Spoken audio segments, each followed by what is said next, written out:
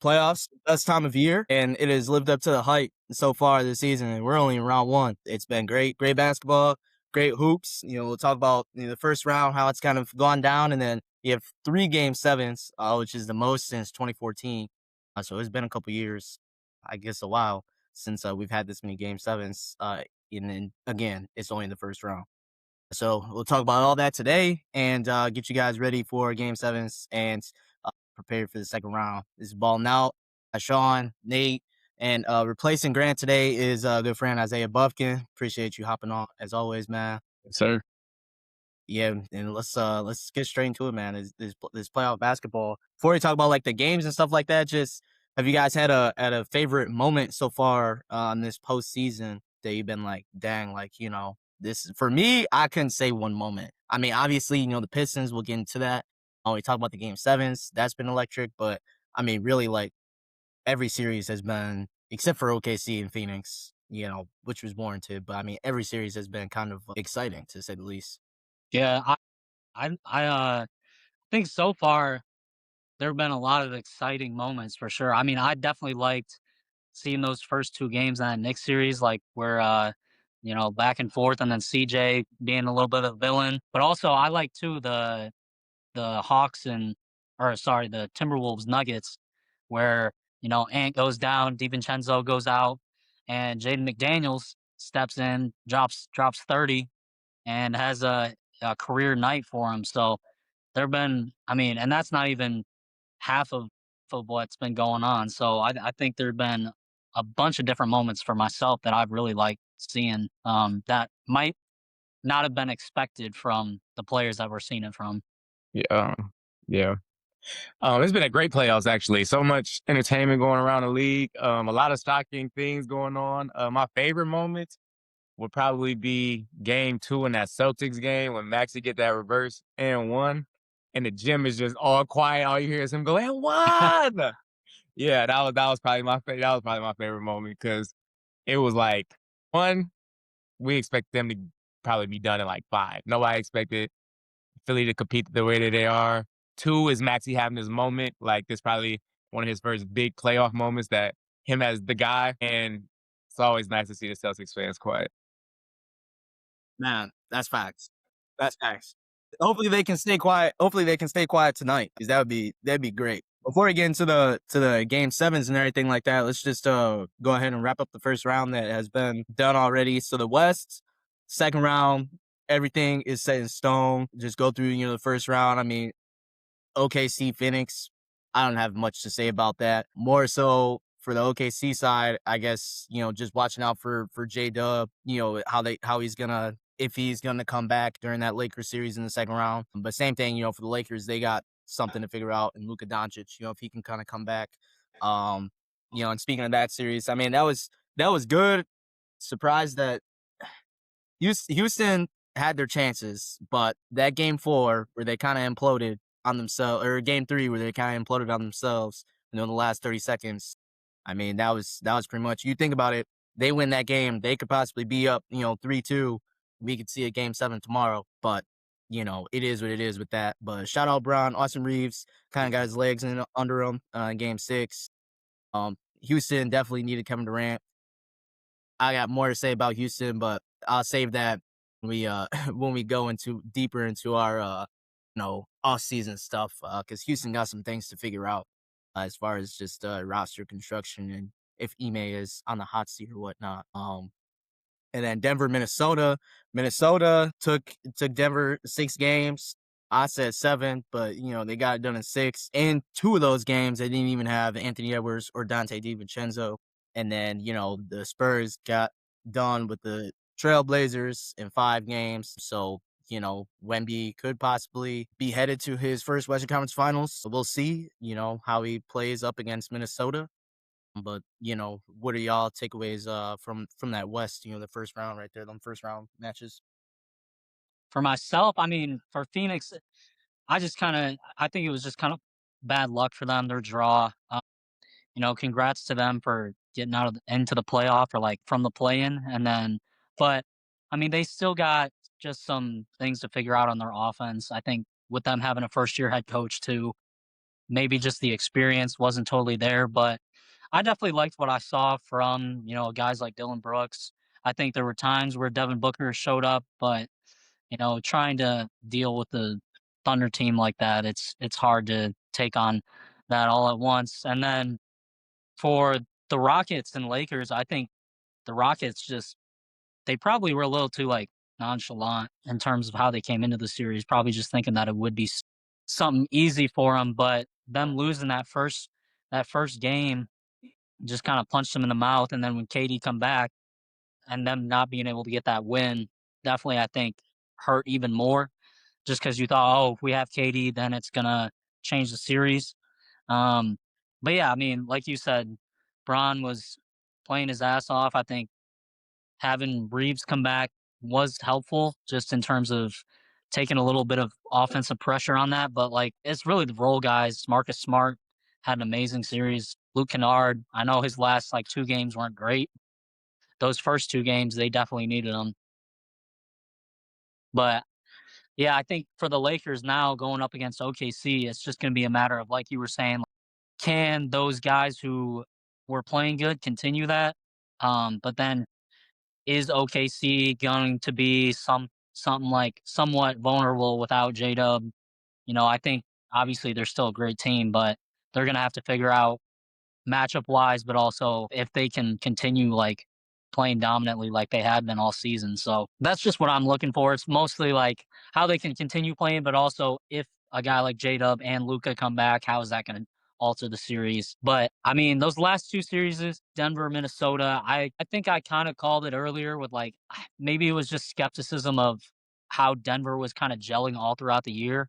And then it never hurts when, or never helps, I should say, when Murray doesn't play like he was those first 2 games, tapering off in the end of the series. But for Minnesota, I mean, it's now just is Ant gonna come back with his injury, and then how are they gonna be able to kind of match up against San Antonio? So I'm excited to see the series for sure, but I definitely have questions about how they can keep up offensively now.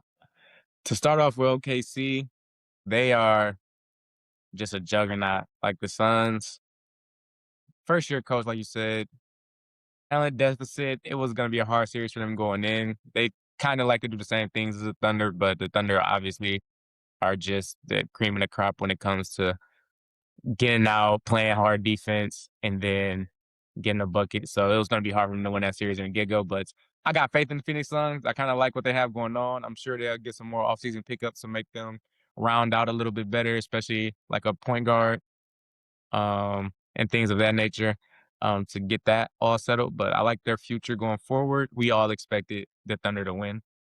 And of course, we expect them probably to win the next round as well. But and then I'll go straight to the San Antonio series because I feel like there's not much to say about that one either.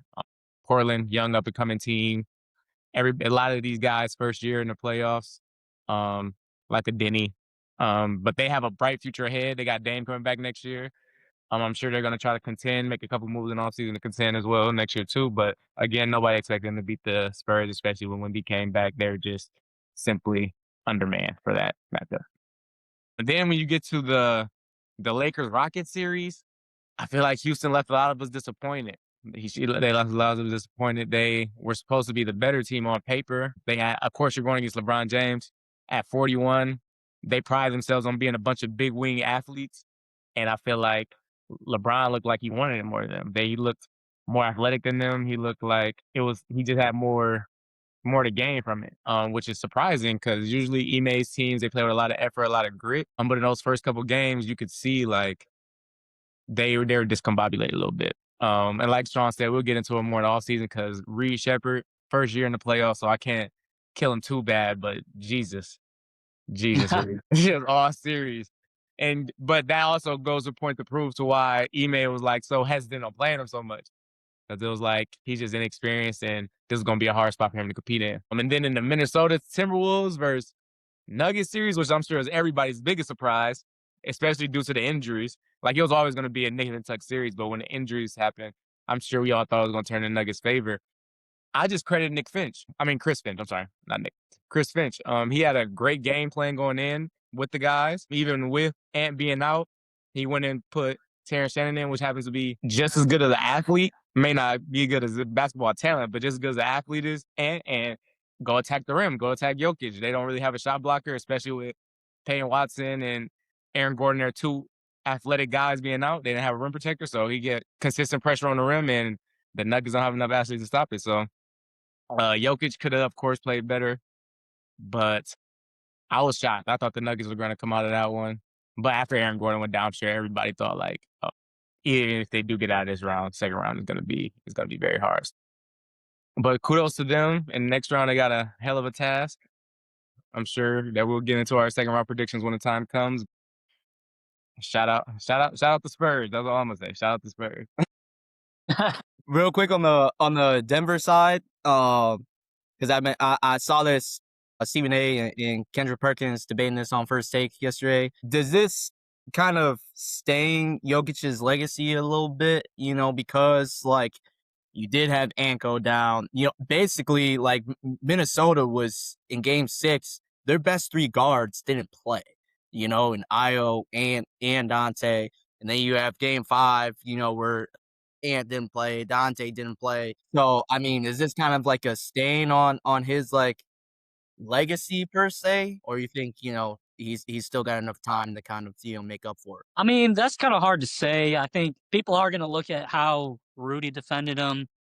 And I think game 3 and 4, and he came back and had a mean triple double in like game 5. So I do think there were times where it seemed like just he wasn't in it as much.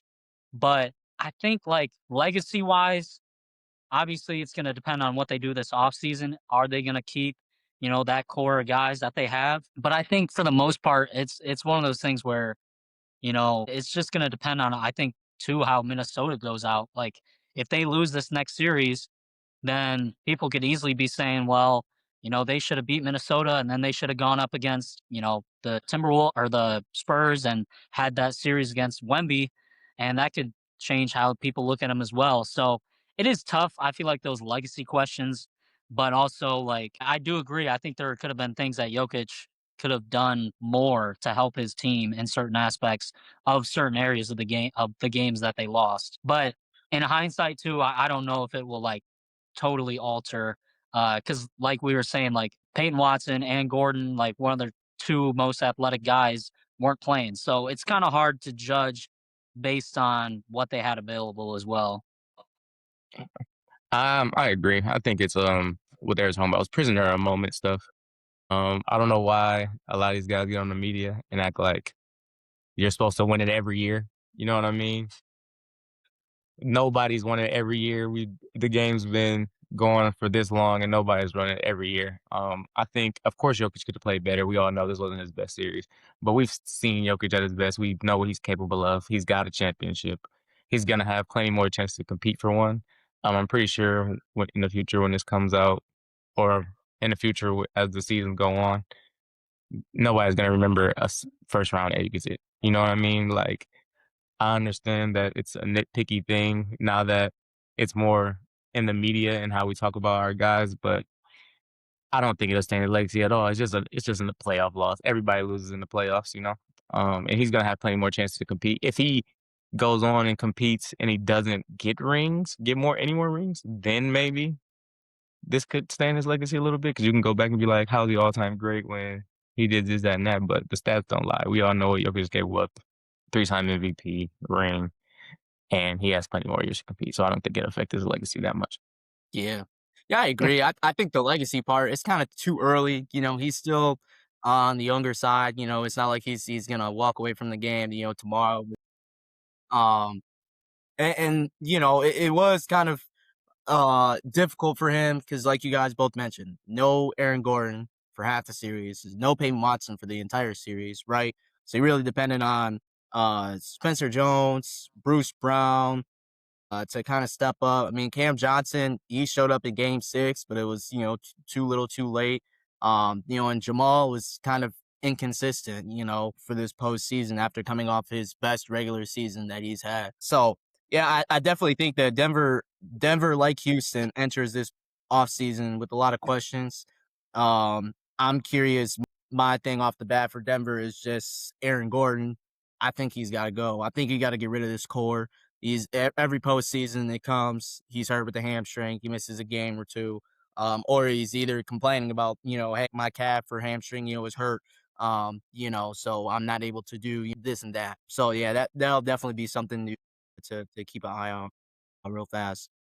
And I don't know if I didn't talk about it, but New York Atlanta series, before we get into the game sevens, I really thought that Atlanta had a chance until game six happens. Game six, I don't know. I honestly don't know what they could have done better. The Knicks were flying everywhere on the defensive side.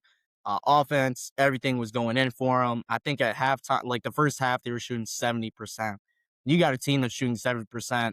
It's hard to kind of stop that. And I mean, they were down by one, at half. So, at that point, it was like you couldn't really come back from that. So, yeah, I think, Atlanta had some things going in this series, but I think it just came down to the Knicks being the better team, the veteran team, and knowing what they had to do in order to advance and not get it to a game seven. Because if it did get to a game seven, I probably would have still chosen the Knicks to take it, but that's it gets a little dicey.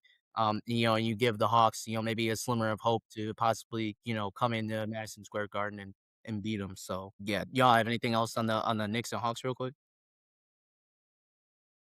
The only thing that I kind of noticed from that end of the series, I mean, the last time we talked, the Hawks were up 2-1, and then it really just seemed like ever since then, the Knicks just kind of well, they had that game 4 where Cat had a triple double, and it just looked like he wanted to really control the offense.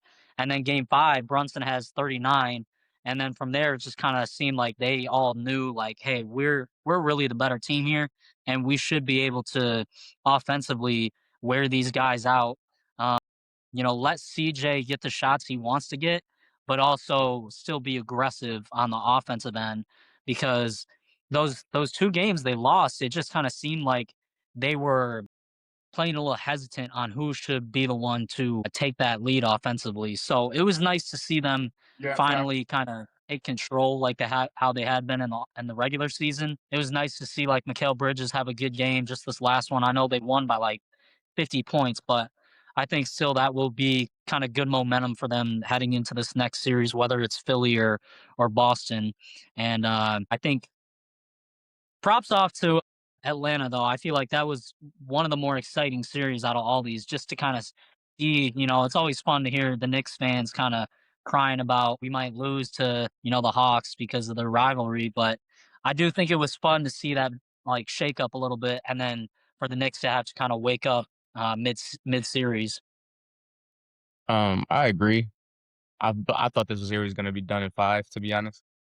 But the Knicks came out and they were hesitant. They didn't know who wanted the ball, when they want the ball, this, that, and the third. But once they got their offense figured out, it was pretty much a done deal for them.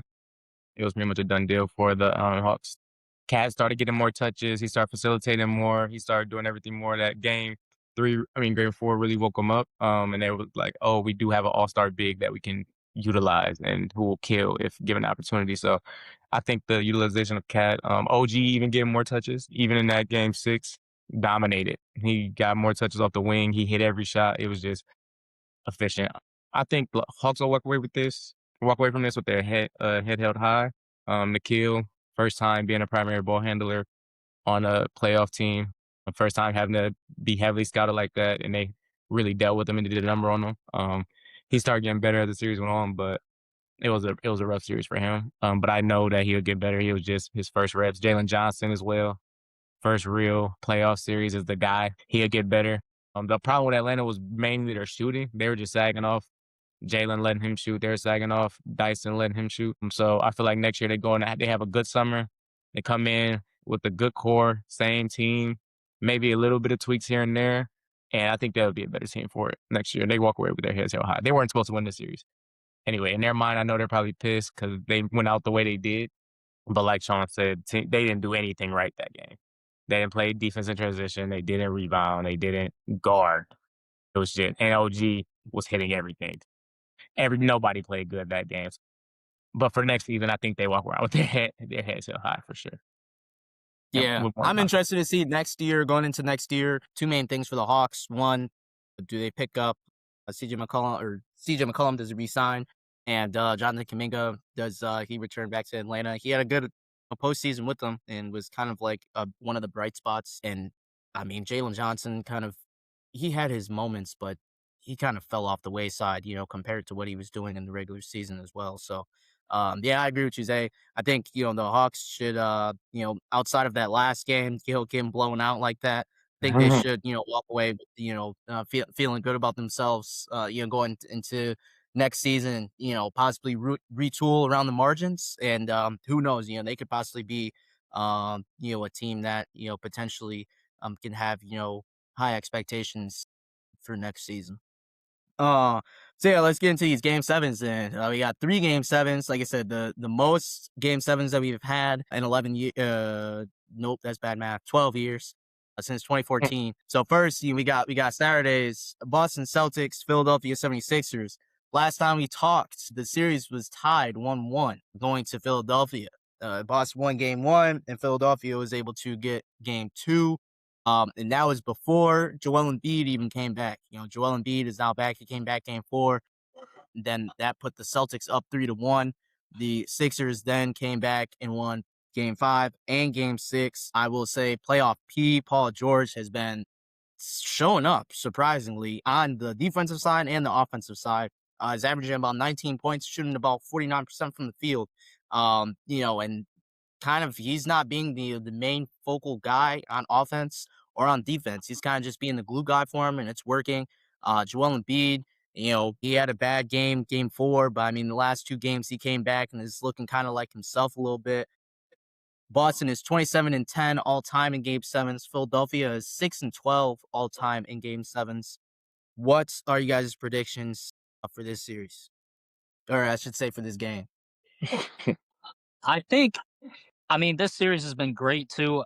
I definitely didn't expect this one to go 7, but the last time too that both of these teams have been in a game 7 was against each other. And I think for Boston specifically, in that game, Tatum had 51 or something like that. And I'm looking, maybe not exactly 50, but I need Tatum to be as aggressive as he was, like in that last game. I think, he's obviously he's come back from this injury, and I think just his presence alone has helped their team.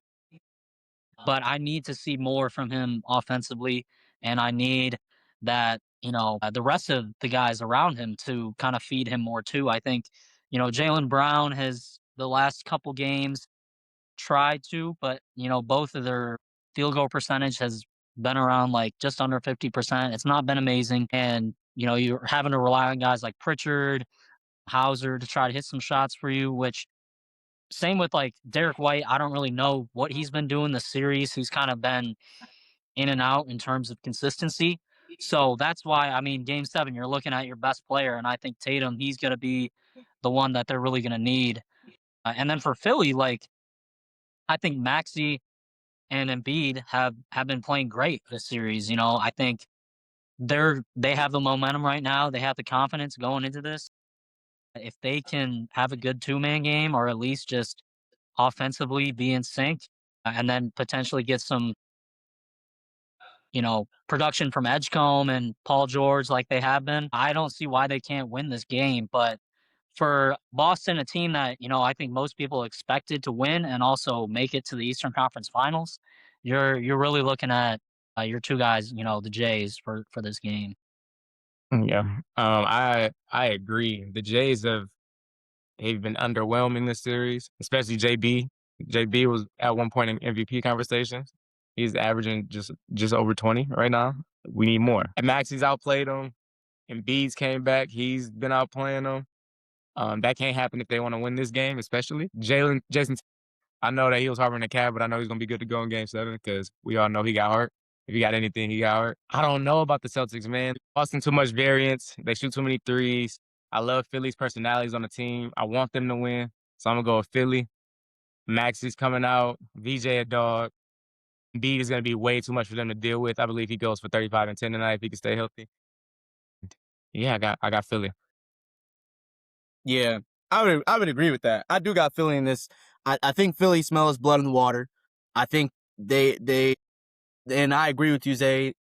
Boston, they don't have a true big to defend with Embiid, and I think that kind of messed with like their game plan or defensive um uh tendencies, things of that matter. Yeah. It's just because like you said, Neemias Quinta, he is in foul trouble too much. Vucevic, we haven't seen Vucevic play defense in I don't know how many years, you know. So yeah, it's gonna be hard for them. But like you guys both said, if the Jays can show up and show out, I think Boston can come away with the win. But right now, I just think Philly, they're healthy. They smell blood in the water. They got their game going. They're three big guys in Paul George, Joel Embiid, Tyrese Maxey hooping. And if they can get maybe like 15, 20 from VJ, yeah, I think it's wraps. I like Philly's chances on this one. And the winner of this series will go on to play New York in the second round. So then we got the last two game sevens. This will basically determine whoever wins these will determine the last second round matchup in the East. Cleveland, Toronto.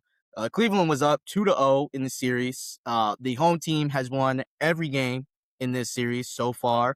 So it was 2-0, 2-2, 3-2 with Cleveland, and then last night, RJ Barrett in his heroics in OT got the Toronto Raptors the win.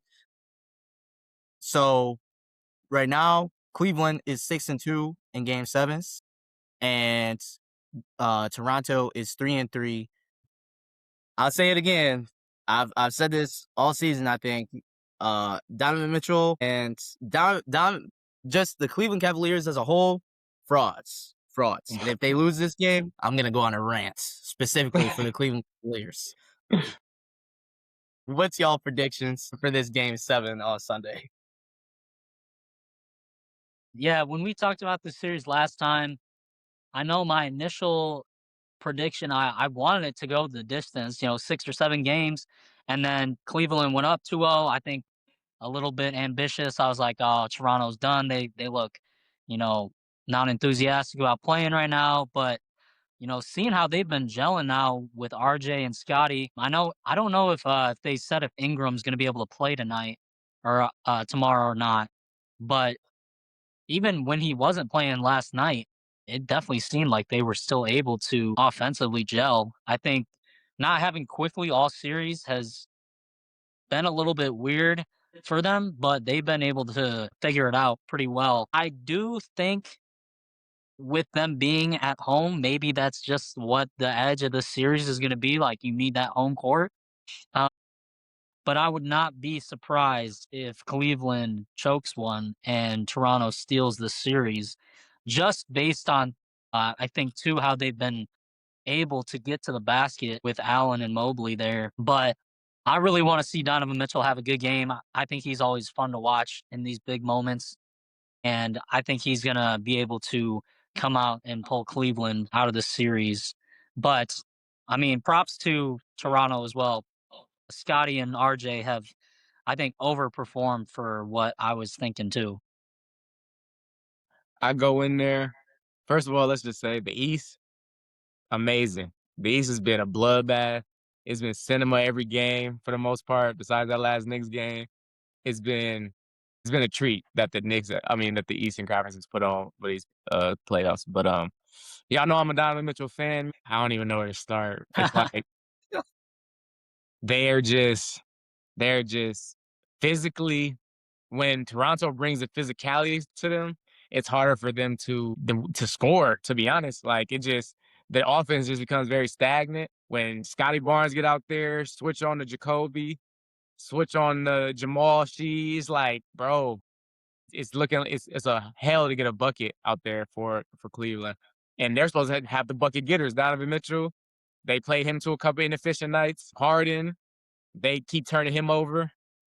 It's like the offense, I think it was rumored that Schroeder was in there telling them we got to go back to the essence of Cleveland basketball. We got to get Evan involved, this, that, and the third. But sometimes he looks physically overwhelmed. So it's like, it's hard for me to pick them, but I know every home team has won, and I want to rock with my boys. I love Donovan. I love Evan. I love all them boys. They play hard. I know where their heart's at, but To be honest, Scotty's been the best player in this series. Scotty's really putting on a show for himself on the Raptor side of things. Scotty's doing what he's supposed to do. He's bringing the physicality. He's hyping the team up. He's corralling the guys. RJ, he's been hooping. Somehow he hit that game winner last night. I was sick to my stomach, by the way. The Cavs were getting cooked all game. We fall all the way back to get killed by a Kawhi bounce three. Because Evan Mobley don't want to hang on to the ball. Anyway, I love you, Evan, but come on, man. But yeah, they've been playing well. Even Jacoby Walter, he got into the starting lineup. He's hit it. He's knocked down. He's playing his ass off in this series. Jamal, he's been playing his ass off, playing phenomenal defense, hitting that catch and shoot three. And it's just like, think the Raptors are gonna pull it out. I think they're gonna bring physicality. I think they're gonna make it hard for them to score ISO. Harden and Donovan, since the first couple games, they've been trying to score an ISO. It's been getting harder and harder as the series went on. But that comes with them having to guard you for 6 games straight. So I think I might be leaning the Raptors towards the series. I still want Cleveland to win. So if they win, I'm gonna be happy. But I just see, but overall, I got the Raptors. And I'm excited to see whoever wins this series, because that next series against the Pistons or the Mavs is gonna be a dogfight as well. I think the whole Eastern Conference is gonna be a bloodbath this year. Because whether Philly Man. or Celtics win, that matchup over there against the Knicks, that I feel like that goes 6 or 7. And in this next series, whether the Pistons win, the Magic win, the Raptors or the Cavs, I feel like that goes 6 or 7 as well. So it's gonna be sending them over there.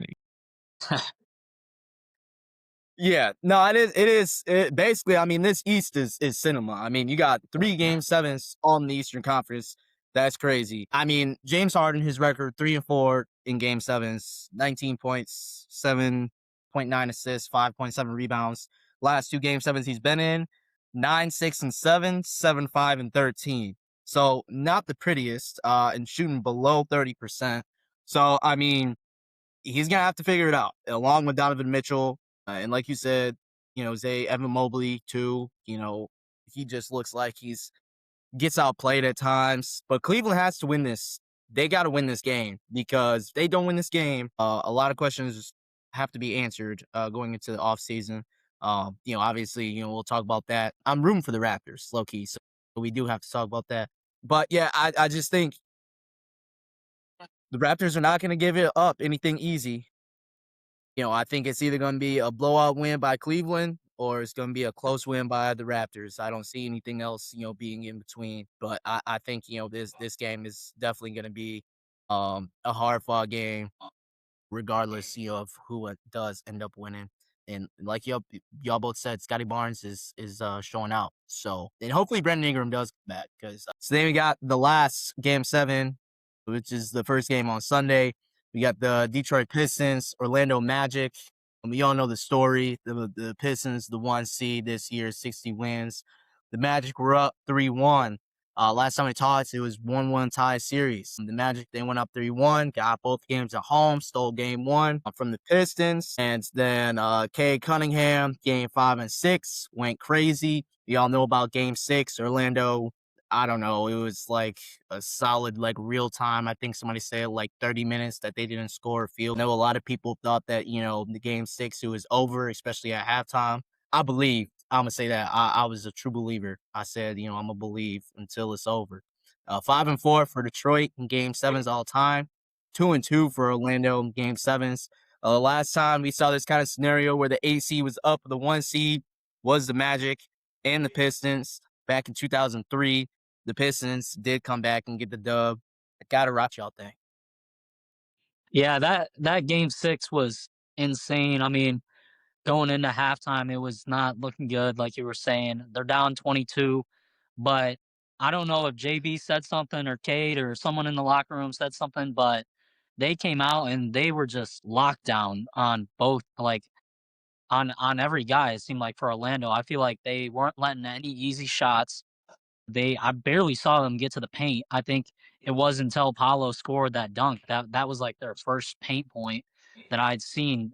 I mean, they missed what, 23 straight shots. Yeah. So I know there was a small time where Duran went out in that second or third quarter, and then Paul Reed came in and he brought defensive effort that really stood out to me, I think. And then, I mean, Cade, he was really kind of the leader, obviously, for this, scoring 19 in the fourth. It was really nice to see, especially since we're on the road too. Like, I think that just kind of proves that he's built for a moment like this. Being able to play game 7 at home is going to, one, it's going to be crazy in general, but I think that's just going to also solidify, him as a player. I think these are the moments he wants to be in. I don't think he would want it any other way, and I'm excited to see how aggressive he comes out, like how he has been just in these last couple games. So I'm with you, Sean. Not only just because we like Detroit, but I think that last game proved that, along with, I think it was game 2 or no, game 3 or whatever, when we had that third quarter where we essentially went on like the 20-2 run. Mm. There's stints of the games where it just kind of shows to me that we're able to kind of focus in and lock in defensively and hold them to, you know, certain areas of the court, but also, like, I think mentally too for Orlando, it's hard to have multiple games where you're going on a 10, 15, 20-minute drought. And then, yeah, being on the road, it's going to be hard for them in general. So I'm rocking with Detroit too, but it's the Pistons, so anything can could really happen. I just want to start off by saying I'm gonna start off on the Magic side. I just want to start by saying at the beginning of the season, we did our predictions. I had them boys being a top 3 to top 4 seed. Didn't Mm. happen, of course. They dealt with injuries. Even if they didn't deal with injuries, I don't know if they would have been that high of a seed regardless. I had faith in them. I had faith in the Magic all year, especially as a fully healthy team. And I understand that Franz went down in the series, and they may have closed out one of these games if Franz have been there. But oh my God, if they lose this series, and I'm a Pistons guy, I've been rooting for the Pistons the whole series. But oh my God, if they lose this series, blow the team up. There's no, there's no. The coach Jamal gotta go. Jamal Mosley, you gotta go. One of the two forwards gotta go.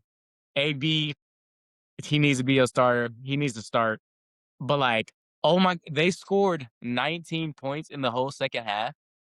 And I understand defense, Pistons, menacing. They're everywhere. Like he said, that lineup with Paul Reed and Asar, super hard to get a point in the paint. And they don't really have too many perimeter shooters. So I understand where that may have foiled their plans a little bit. But one field goal in the fourth quarter, you gave me one bucket in the whole quarter. Like, what? Are we serious? Like, what are we doing? Like, what are we doing? That game 6 was so, like, it was so weird to me because I was like, okay, didn't expect the Pistons to be down 22 at half, by the way. Was fully expected to be a dogfight through and through. I'm like, okay, they're going to fight. They may make a run to come back. They did. And I was like, okay, this makes sense. This is how this game's supposed to be. It's a close game. And as I'm watching the score, I'm just like, have the Magic just not scored this whole time? That is ridiculous. I don't know how much confidence they're gonna come into game 7 with. I don't know if they're rattled, how they're feeling. This, that, and the third. Paolo had an abysmal game. Suggs had a pretty bad game. Desmond Bain started off the game on fire. Then he just went cold. I think they stopped trying to find him, which is also on Jamal. But that game was ridiculous. Going into game 7, Pistons, y'all know what y'all got to do. Y'all got to play B-ball Paul. I know he's going to get some boneheaded turnovers. I know he's going to have some dumb fouls, but he plays the center position with the most heart on the team. He hustles for every loose ball. He hustles for every offensive board. He blocks shots. And then when he has to step out, Asar got his back. Asar, I don't know how much flowers I can give him. I know you can't shoot. I know people all have the criticisms about you. But without you, as a true Pistons fan, I don't know where we would be. Without Asar Thompson, I don't know where we would be. He does so much for this team in transition on the defensive end, even though his spacing can be horrible at times. Like, he's such a necessary asset to this team. K's, I thought it was looking scary for you in that first half. Shout out to you. You came in that fourth quarter. You came in that second half like a man possessed. Kudos to you. I hope it translates to the next game, and I hope we can come out with a dub. I got the Pistons because I don't see there's any way that Orlando can come from that last game and have a real punch in that first half. I think Pistons come and punch them in the mouth early. So that's my prediction. Yeah, I would agree. I think like the way that game ended, just the entire second half, only scoring 19 points, like, for Orlando, one, you're going, back to Detroit to play game 7 in a hostile environment. It's going to be hard for you, to kind of piece things together. I think the only way they could possibly have a chance is if Franz somehow magically comes back into the line, which it's sounding like, with the calf injury that's not possible. Yeah. So yeah, I think it's wraps. I just don't know how. I think they'll still fight for sure. And still, like, they're not gonna like lay down on their sword or anything like that. But I just think that it's gonna be very difficult. If you blow that lead in the way that, how it ended and everything like that, for you to go, in a hostile environment and try to piece it together, yeah, it's gonna be difficult. So yeah, and like you said, Zay, the Magic, I mean, Nate, you said it too before the postseason even started. Like, even in the play-in, Magic got to blow it up. Like, there's no way that you can just continue to do the things the way you were doing. Mosley got to go. Desmond Bane, you traded 5 first-round picks for him, so you gotta figure out something fast because your But he future been is gone. hooping. I'm not even mad at Desmond. Desmond did what he was supposed to do. Yeah, no, yeah, that's the thing. He's been hooping, but it's like everyone else. I mean, Jalen Suggs, I think he's 4 of 19 from 3. He's like terrible. Paulo PB No J was on full display in Game 6. And so, yeah, like I just don't see a scenario unless Franz comes back that, the Magic can come and win this game. I think it'll be, a close first half, but like you said, Asar Thompson, keep doing what you're doing. You eventually gonna find that jump shot. And when he does, oh my, the league better watch out. Because I see basically Kawhi Leonard, basically when he first came in the league, was all defense, would do everything else. And that eventually he's going to get, that jump shot and become a superstar. So yeah, watch out. But yeah, and like you guys said, B-Ball Paul has to play. The energy that he brings to the team and what he does around the margins is very important for the Pistons. Wish he would have, got playing time before Game 6. Or I know he did a little bit, in some other games. But, I mean, I wish he would have got more, and possibly the Pistons couldn't have been in this position, for Game 7. But yeah, no, I like the Pistons' chances. It would love for Dennis Jenkins to finally show up and, hit a 3. Maybe he'll do it, in this Game 7. It'll be the Dennis Jenkins game. But yeah, I don't know. So Well, and one more He's thing an too. I mean, but shout out, yeah, shout out Tobias, because I feel like earlier in the season there were games where we were like, man, we really need him offensively. We need him to create. And these last, 3 games, he's just been, seeming like he wants to be that guy for us, that secondary offense, because, Duncan has been hitting some shots, timely shots, I would say. Maybe it's not a lot on the board, but the time that he does hit his threes are huge for us. But Tobias, I mean, he really is able, I feel like, to kind of slow down our offense too when we need a basket.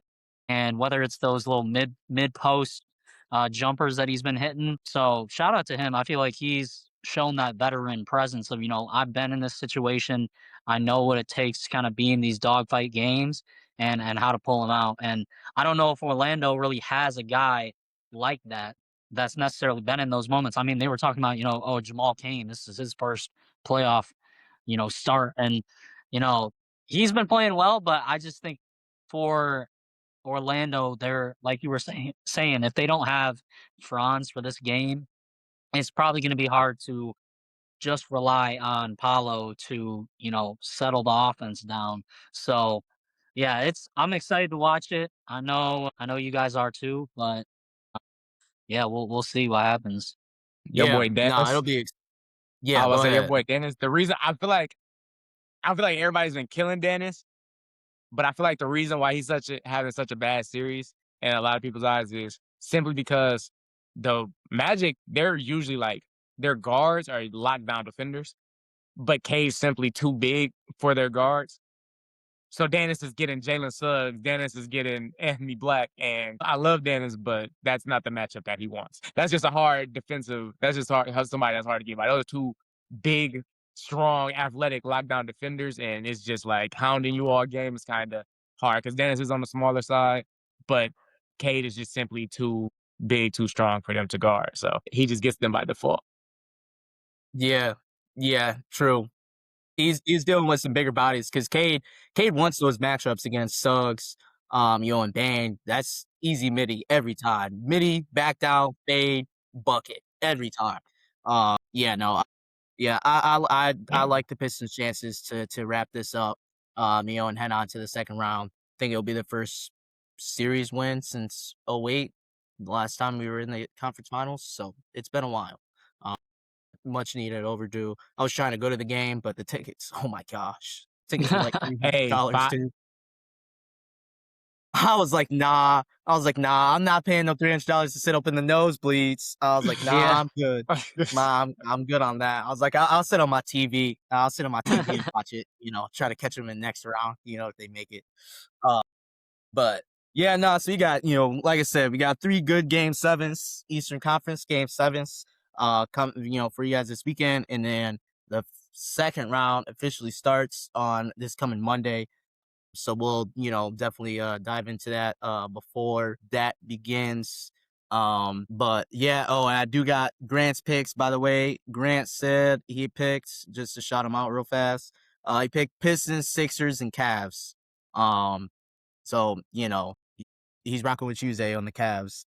I hope the Cavs don't make it just because I'm gonna clown and everyone they're Eastern Conference champs, bro. They should go easily to the Eastern Conference Finals. And yeah, so it'll be hilarious if they go out in the first round. But yeah, no, so yeah, like I you thought they said, were gonna walk, bro. I thought they were gonna walk to there. Shout out the Raptors though for competing. I thought they were walking to the conference finals. I'm not gonna lie to you. shout out, shout out to Scotty Barnes, I guess. him and Jamal Sheed. Jamal Sheed been putting He clamps was in on Donovan pain, Mitchell and bro. James Harden. Putting in so much pain. I gotta respect it. He's out there earning everything that he's getting. I gotta respect it. Man, that's facts. But yeah, so we'll keep tabs obviously on the postseason as we get closer to the coveted NBA Finals here in June. We got the second round coming up later this week, but we got some Game 7s to decide who will finish out the second round. But for now, say, of course, as always, appreciate you hopping on. We'll for sure, get you on here again for the postseason, and yeah, talk about all that. Until then, we'll catch you guys. All right, peace.